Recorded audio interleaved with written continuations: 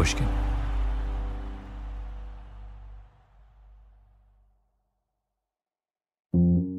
My name is Margaret Lambert. I was born a name that I hate, Gretel. It's too Teutonic. I hate that name. And Gretel Bergman. And I was born April 12th, 1914, in a very small town in the south of Germany. And it was a great life. In 1996, Margaret Lambert sat down for an interview with the United States Holocaust Memorial Museum. She was 82 years old. She looked at least 15 years younger. Being an Olympic-level athlete will do that to you. She started out talking about her childhood in a little German town called Laupheim. There was this little club in that town. You just went there. I could go there unescorted because it was close to my house, and I was happy as a lark. What did you like about sports? I just loved it. And you were good at it? And I was good at it. There was nothing different at that stage about being a Jewish athlete? None whatsoever. By the 1930s, Lambert's sport of choice was the high jump, one of the more graceful Olympic sports. You've probably seen it. It's the one where the jumper runs up to an impossibly high bar and then rises effortlessly above it. I had great success in it, thanks to my long legs and my big feet, I suppose. In 1933, the year Hitler came to power, she jumped a little higher than 1.5 meters. That's like 4 feet and 9 inches. It was one of the highest jumps in the country. She would be a shoo-in for the German Olympic team. Except, once Hitler became chancellor, you started to worry a little bit, But everybody thought this is going to blow over. He's not going to last. But it soon became very clear that this was not going to blow over. 4 days after becoming chancellor, Hitler was already censoring the press. Things developed quickly from there. And then later that year, Lambert got a letter from her sports club. You are no longer welcome here because you're Jewish. Heil Hitler. And that was the end of that. So they just threw me out of the club, and everybody commiserated, what are we going to do? What's going to happen here? And it was a horrible life. But there was still one way that Margaret Lambert might have a chance to compete at the 1936 Olympic Games. A chance that had a lot to do with one man. Avery Brundage.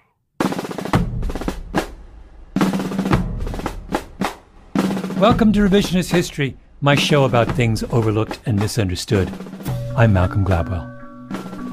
Today on the show, Ben Nadav Hafri and I are back with Avery Brundage, the apostle of Olympia, the kingpin of cognitive dissonance, the man who made the modern Olympic Games happen. Brundage believed above all in the values of the Olympic religion: amateurism, total equality of opportunity, the only true meritocracy. Brundage wanted to become an Olympic official. And by 1934, he'd almost done it. He was up for a seat on the International Olympic Committee, something he must have wanted more than anything else. And then Adolf Hitler got in the way. So Avery Brundage had to make a choice to resolve the dissonance of whether his pure games could be held in an impure place. Today on the show, Avery Brundage's very consequential resolution.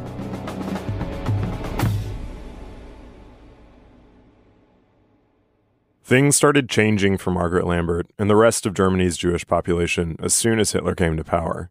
You were banned from all public places, no theaters, no restaurants, no swimming pools. You couldn't go any place, and you could not associate with non-Jewish people. Fitness was really important to the Nazi project. So important that eventually, in the elite Adolf Hitler schools, students would spend about as much and sometimes even more time playing sports than they did on academics. Sports had a military function. If Germany wanted to go to war again, a strong, healthy population was going to be really important. Strength also matters if you're trying to prove you're the master race. So does emphasizing the weakness of outsiders, groups you could make weak in part by denying them access to the same training the Aryans had. But sports for me, of course, was the thing I wanted the most. Next to the Jewish school, there was a yard, and we tried to straighten that out, but we had to fight the teachers' chickens, and they used that same place for their activities, and it was not very appetizing, so we gave up on that pretty fast. While Margaret Lambert was chasing chickens around a bumpy field, the Nazis were realizing just how badly they wanted the Olympics. For money and propaganda power, sure, but also, I think, for a much stranger reason. They worshipped the ancient Greeks. When Goebbels, Hitler's famed Nazi minister of propaganda, goes to Sparta in the 1930s, he says that to him, it was just as if he were in a German city. It's why a leading brand of German sunscreen was called Spartacreme.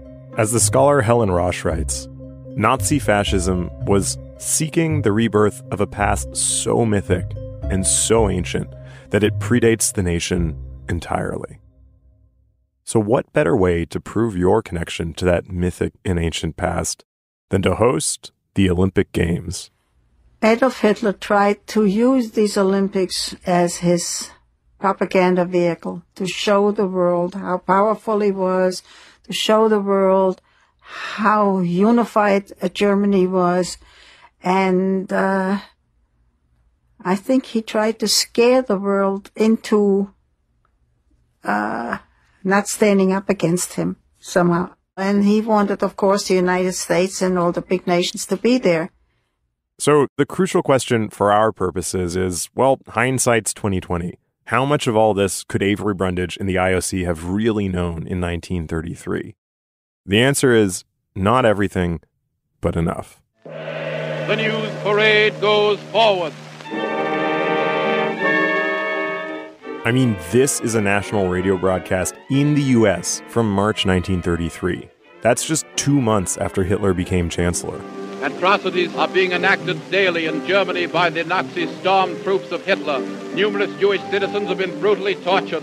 Horrified citizens in America look on in astonishment as ruthless Adolf Hitler continues a savage campaign of anti-Semitic brutality. That summer, a New York Times journalist read a report on Germany, put out by the American Jewish Committee, and wrote, "It is impossible to read it without carrying away the conviction that the Nazi leaders are guilty of something more than employing violence and terror." Meanwhile, the Consul General for the United States in Berlin was writing back home to the State Department about how Germans were pushing an anti-Jewish sport agenda, how Berlin wasn't safe, and how even if the Nazis had told Charles Scherl they'd give the Jews equal opportunity, they really weren't doing that. A movement for the U.S. to boycott the '36 Olympics began to gather momentum. Other countries were thinking about boycotting too. But by then, Avery Brundage was the president of the U.S. Olympic Committee, and he'd grown fond of saying things like this. All the participants are equal before the starter's pistol, and there are no social distinctions or family distinctions. That same year, he wrote to a colleague that the very foundation of the modern Olympic revival will be undermined if individual countries are allowed to restrict participation by reason of class, creed, or race. The very foundation. So by this logic, Margaret Lambert, that German Jewish high jumper, should have been Avery Brundage's ideal athlete, right? Unpaid, highly skilled, and obsessed with sport. If someone like her wasn't going to get a fair shot at the Nazi Olympics, then surely Avery Brundage would have to try and stop the Nazi Olympics. But first, he had to figure out if the rumors about Germany were true. We'll be right back.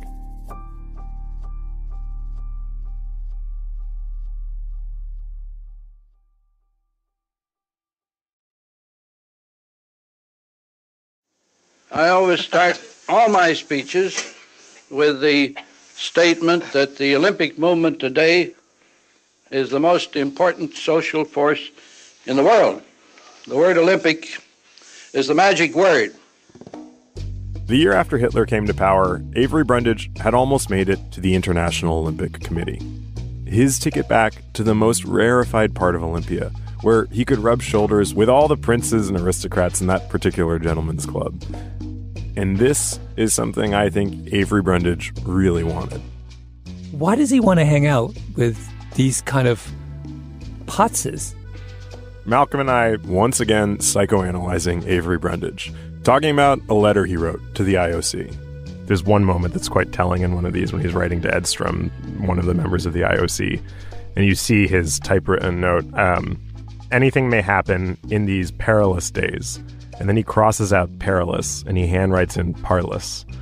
And there's a kind of like, Avery Brundage is not saying the word parlous. Like, he's second-guessing his own vocabulary to fit in with these guys. Yeah, and that is the world of the IOC, right? The IOC is a fundamentally 19th century institution. It's just one count and baron after another, kind of living out the glory days of their... And then Brundage comes along, and he is an entirely different animal. He's like, yes, I may have done all these things that you guys could never even dream of. I built these buildings. I made my own fortune. I trained in a ditch until I was good enough to compete in the Olympics.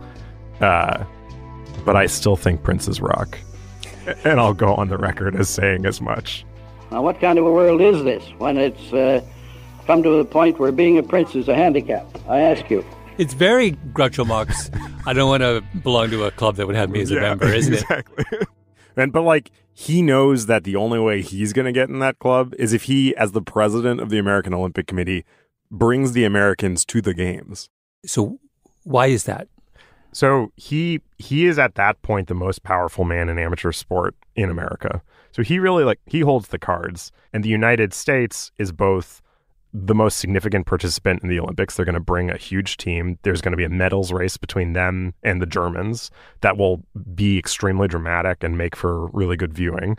But also they have a lot of moral authority. And if the United States abstains from the Olympics, it majorly undermines the Olympic project. Has it been made explicit to Brundage that his future in the IOC is contingent on him bringing Americans to Berlin? I haven't seen anything that states it explicitly, but I think it is very clear that the members of the IOC want the Olympics to happen.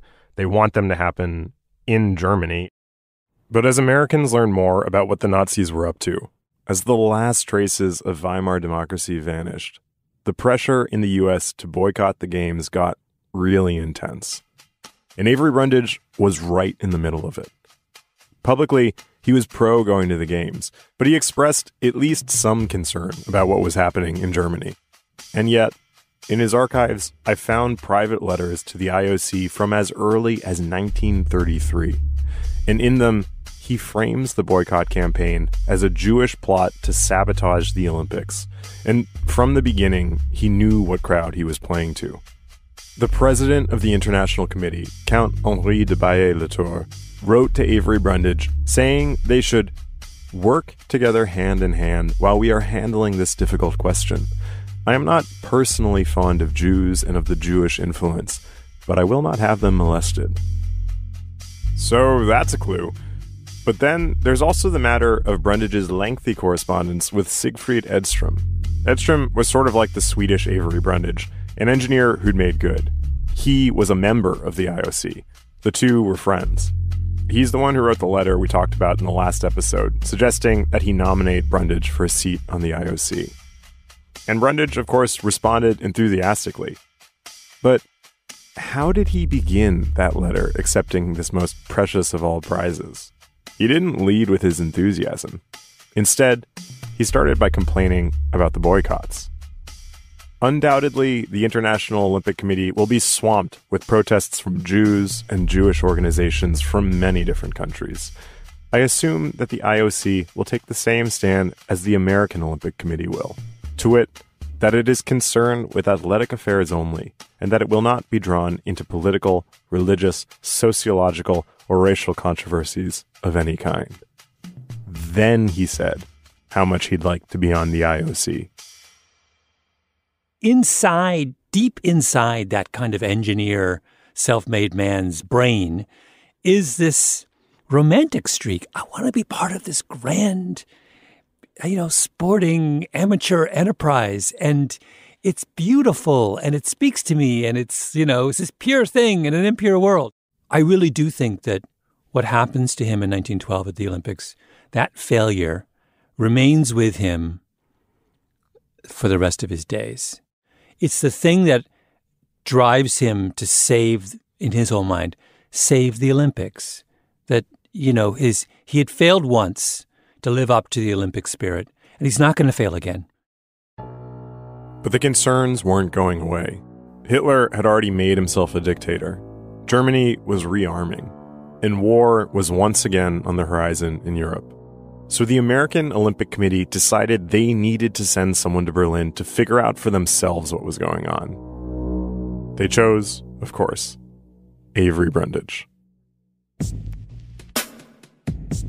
On September 12th, 1934, 2 days after the Nuremberg rally that year, Avery Brundage arrived in Eastern Germany. His plan was to meet with Jewish sports officials to suss out just how bad things had actually gotten. There was, however, one problem. He didn't speak German. So he did this whole trip with Nazi interpreters, including the head of all Nazi sport, the Reichssportführer Hans von Schammer und Osten. Von Schammer und Osten was a rather severe-looking Nazi official, a small man with thinning slicked hair and a paralyzed right hand. He was meant to assure Avery Brundage that the Nazis weren't discriminating against Jewish athletes, which maybe would have been easier had all the sports clubs in Nazi Germany not recently received a copy of a book called The Spirit of Sport in the National Socialist Ideology, which included passages like this. There is no room in our German land for Jewish sports leaders and their friends infested with the Talmud, for pacifists, political Catholics, Pan-Europeans, and the rest. They are worse than cholera and syphilis, much worse than famine, drought, and poison gas. Do we want them in the Olympic Games in Germany? Yes, we must have them. We think they are important for international reasons. There could not be better propaganda for Germany. What does it mean? It means they would pretend that Jews could be allowed at the Games in hopes that it would help the Nazis hoodwink the world about how they were actually treating the Jews. You'd think that Avery Brundage, champion of Olympic ideals like no politics in sport, would hate to see the Olympics used that way. Instead, here's our second warning sign about this trip. Brundage quickly saw von Schammer und Osten as a friend. He spent 6 days exploring Germany with his various Nazi counterparts. I have to imagine that he also visited the Reichssportfeld, the site of the giant new stadium being built for the Games. Brundage knew construction. After all, it was his business. And this stadium would be epic, big enough to fit more than 100,000 people. This is what I can't get over. Every one of the characters we've met so far have a meeting with the Nazis. It's like Dorothy Thompson goes, Charles Sherrill has this big meeting with Hitler. Each makes this pilgrimage to the promised land, right? We don't know in 34 exactly what Brundage is thinking. He's playing his cards pretty close to his chest. Yeah, it's not a lot is known about these meetings, but we did find an archival account from a dentist and Jewish sport official who was present at one of these meetings at the Hotel Kaiserhof in 1934. We had it translated. Kaiserhof, I would point out, the same hotel where Dorothy Thompson interviewed Adolf Hitler. Oh man, I missed that. This is where it's all happening in Berlin. This is where when you have to do your Nazi meet and greets, you go to the Kaiserhof. Point is, this was not friendly territory for the Jewish sports officials. The Hotel Kaiserhof was a grand luxury hotel on Wilhelmplatz, directly opposite the Chancellor's office. Remember, Hitler once had an office there. There were marble floors, a dining room in a 3-story glass-roofed atrium. Brundage is in the lap of luxury at the seat of Nazi power. Siegfried Edstrom, Brundage's IOC friend, is there with them. They were joined by a Nazi German organizing committee member who was already a friend of Brundage's from the 1912 Olympics. The deputy Reichssportführer was also there, dressed in full SS black, boots and all. So what do we know about what happens at the meeting? So he begins to ask them a series of questions about Jewish participation in sport. So he asks, are Jewish boys allowed to play sport in large numbers? And The Reichssportführer says, yeah, absolutely.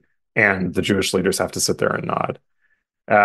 But then they make a caveat. They're like, well, maybe they can play in large numbers, but there's a problem. We don't actually have any municipal sports fields. And Brundage immediately dismisses this and says, well, in the US, we don't have municipal sports fields either. We just have our own fields for each athletic association. If you imagine this from the perspective of the Jewish sports leaders, it's a high wire act. Here, sitting before them, is Brundage, the man best positioned to put pressure on the Nazis, who are also seated at the table. But the Jewish sports leaders have no sense, really, of Brundage's position on all this. How could they? So what do? They have to try and read between the lines of every question he's asking. Then he asks, can Jews join the associations? They say yes, but only if they're Jewish associations. And he's like, well, in my club back in Chicago, we don't allow Jews either. Next question. They say like, oh, well, we have our own sports fields, but they keep getting closed down because the Nazi Party is shutting down our sports fields. They're breaking into our games. They're beating people up. And Brundage, according to this account of the meeting, which I have to believe is reliable, just seems kind of bored by this and doesn't ask follow-up questions about this report. What this dentist writes of Brundage is that it was clear that Brundage wanted to save the Olympics in Berlin. And there's one sort of glimmer of hope towards the end where Brundage asks, if a Jewish athlete runs 100 meters in 10.3 seconds, would he then be able to participate in the Olympics? And the Jewish sport leaders reply, how is he supposed to do that without having had the opportunity to train? The Reichssportführer says, we'll allow him to compete. Brundage sort of chimes in and says, but how can he compete if he doesn't have an opportunity to train? The Reichssportführer says, oh, no, don't worry. We'll definitely have Jewish people on the teams, which is just kind of this like blanket assurance that everything has shown is nonsense. It's a whitewash. Yeah, it's a whitewash. And Brundage accepts this and moves on from the meeting and declares that there's no problem. Soon after that meeting, Avery Brundage heads back to the United States with his verdict. All good. So the day after he gets back, the American Olympic Committee meets and votes unanimously to go to Berlin. Brundage stuck to his guns. Participation in these games must not be construed to be an endorsement of the policies or practices of the Nazi government. Measures have been adopted to ensure that there will be no violation of the fundamental principles of fair play and good sportsmanship, or of the Olympic standards of freedom and equality to all. Later, Margaret Lambert, the Jewish high jumper, had this to say about Avery Brundage's trip. He just let himself being lulled into some false security by these Nazis saying everything is fine, we're doing everything we said we would do. And he came back to the United States and said everything is fabulous over there and we'll be going. We'll be right back.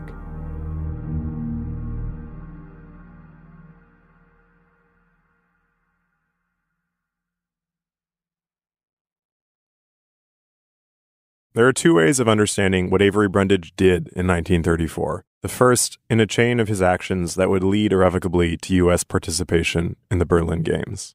The most charitable interpretation is basically what Margaret Lambert, the high jumper, said. He let himself be lulled into some false security. Picture Brundage, the hoodwinked idealist, who maybe just believed so firmly that the Olympics were a world apart from the universe of politics and money that it didn't matter if they were held in Nazi Germany. But another way to understand what he did is to consider that his visit to Germany and his time with the Nazis, it may all have seemed a little familiar to him. Remember Dorothy Thompson's 1941 essay, Who Goes Nazi? The first time we read it, we recognized Charles Sherrill as her Mr. B. But Avery Brundage is the perfect incarnation of Thompson's Mr. C. Do you have in front of you her description of his kind of fascist? Here we go. Mr. C is a brilliant and embittered intellectual. He was a poor white trash Southern boy, or in our case, Midwestern boy, a scholarship student at 2 universities where he took all the scholastic honors but was never invited to join a fraternity. He has always moved among important people and always been socially on the periphery. His colleagues have admired his brains and exploited them, but they have seldom invited him or his wife to dinner. He is a snob, loathing his own snobbery. That's Brundage. He despises the men about him. He despises, for instance, Mr. B, because he knows what he has had to achieve by relentless work. Men like B have won by knowing the right people. But his contempt is inextricably mingled with envy. Even more than he hates the class into which he has insecurely risen, does he hate the people from whom he came. He hates his mother and his father for being his parents. He loathes everything that reminds him of his origins and his humiliations. He is bitterly anti-Semitic because the social insecurity of the Jews reminds him of his own psychological insecurity. Pity he has utterly erased from his nature, and joy he has never known. He has an ambition bitter and burning. It is to rise to such an eminence that no one can ever again humiliate him. Not to rule, but to be the secret ruler. He is courteous, he commands distant and cold respect, but he is a very dangerous man. Were he primitive and brutal, he would be a criminal, a murderer. But he is subtle and cruel. He would rise high in a Nazi regime. It would need men just like him, intellectual and ruthless. That's him. That is him. And this is the key part. Quote, "But Mr. C is not a born Nazi. He is the product of a democracy hypocritically preaching social equality and practicing a carelessly brutal snobbery." Avery Brundage may have thought he had found himself in Stockholm in 1912 at the Olympics, but I think he really found himself in 1934 at the Kaiserhof Hotel. Hundreds of thousands of people protested the decision to go to the games. Avery Brundage didn't care. He became even more convinced that the whole boycott was just a Jewish plot to use the Olympics for their own political purposes. He kept a file of anti-Semitic propaganda. It's labeled in his archives, Jewish Problem. And really, it's not that surprising, because we know now from reading his letters that while he was questioning Jewish sports leaders in front of the Nazis at the Kaiserhof, Avery Brundage knew that he was also being assessed by Siegfried Edstrom, the IOC official sitting in the room with him, who had, earlier that year, sent this note to Brundage. "The Nazist opposition to the influence of Jews can only be understood if you live over in Germany. In some of the more important trades, the Jews governed the majority and stopped all others from coming in. In the hospitals, most of the doctors were Jews, and the Jews had preference. In the law courts, it was the same. Many of these Jews were of Polish or Russian origin, with minds entirely different from the Western mind. An alteration of these conditions were absolutely necessary if Germany should remain a white nation. The only objection I have is that they made the alteration so rashly, and thereby caused a great deal of opposition. I am not an anti-Semite myself.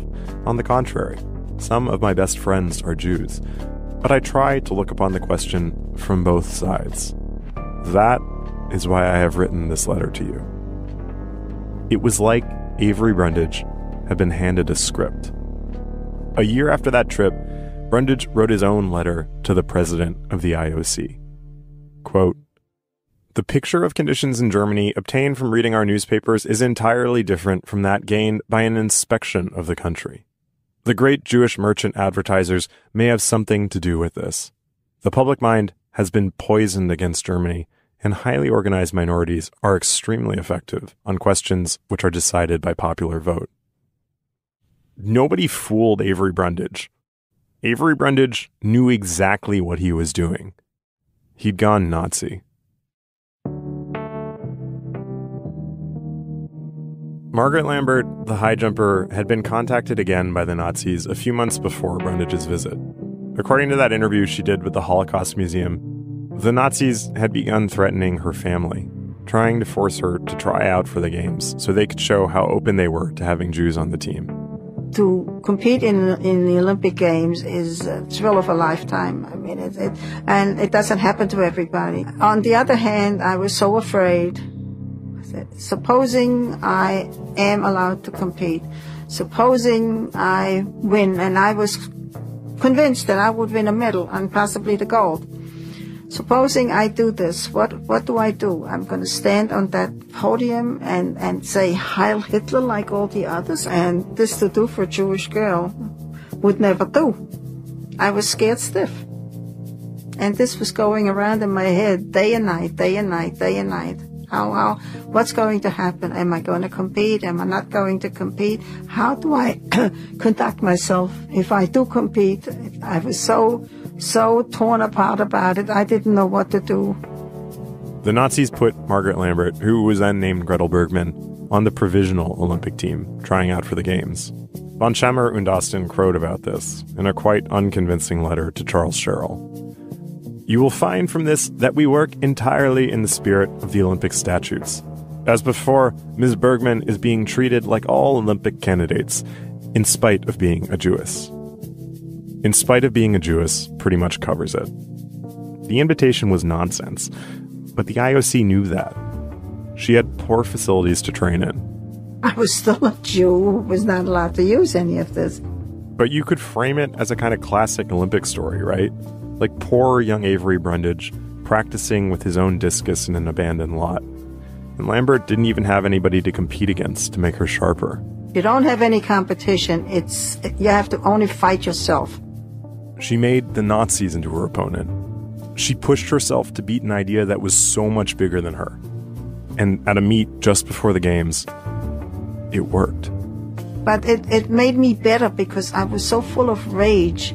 The madder I got, the better I jumped. But I was so mad that I equaled the German record. I must have cleared it by 15 inches at the time. She left that meet and went home, waiting to hear whether she'd made the team, and wondering what would happen if she had. I looked for the mail every day, what's going to happen, and I was really scared. Are they going to break my leg? What are they going to do to eliminate me? But it was very simple. One day a letter came, and it said, in view of the fact that you have been doing very poorly lately, we did not select you for the Olympic team, Heil Hitler. And that was the end of it. To be clear, Margaret Lambert had not been doing poorly. The Nazis were just keeping her off the team. I mean, just think about how it would have looked to have a Jewish woman win gold at the Nazi Olympics. And I remember me sitting outside in the stoop, and I got this letter, and I must have used every profanity I knew, and I knew a lot of them. I think that was the first time I really realized that my candidacy for as an Olympic athlete was really all a sham. It was just something that the Germans did to fool the whole world.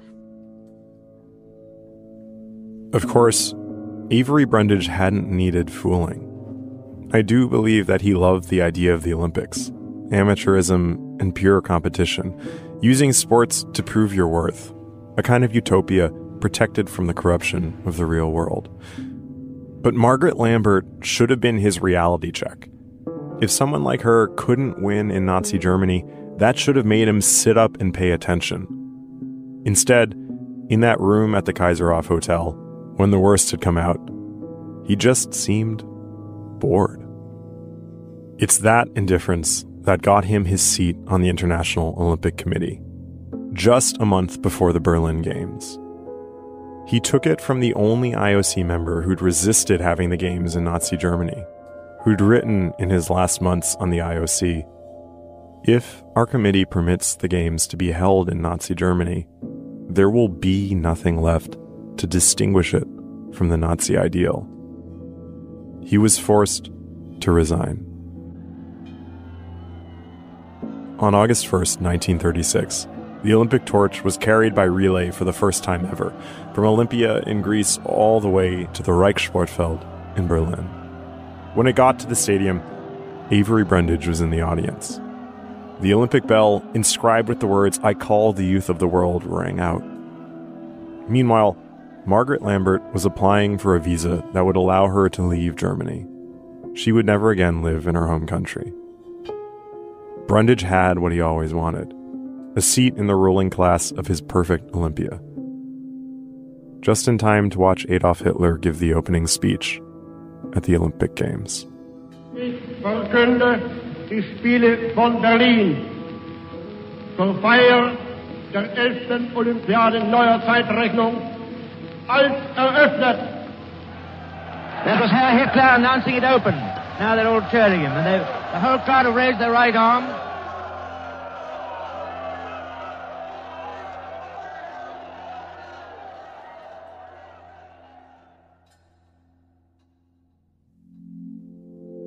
Revisionist History is produced by me, Ben Nadafafri, Tolly Emlin, and Nina Bird Lawrence. Our editor is Sarah Nix. Fact-checking by Arthur Gompertz and J.L. Goldfein. Original scoring by Luis Guerra. Mastering by Flan Williams, Sarah Berger, and Jake Gorski. Engineering by Nina Bird Lawrence. Our executive producer is Jacob Smith. Special thanks on this episode to Karen Shakurji, to the United States Holocaust Memorial Museum, and to Alexander Wells for his translation of the Kaiserhof meeting. I'm Ben Nadafafri.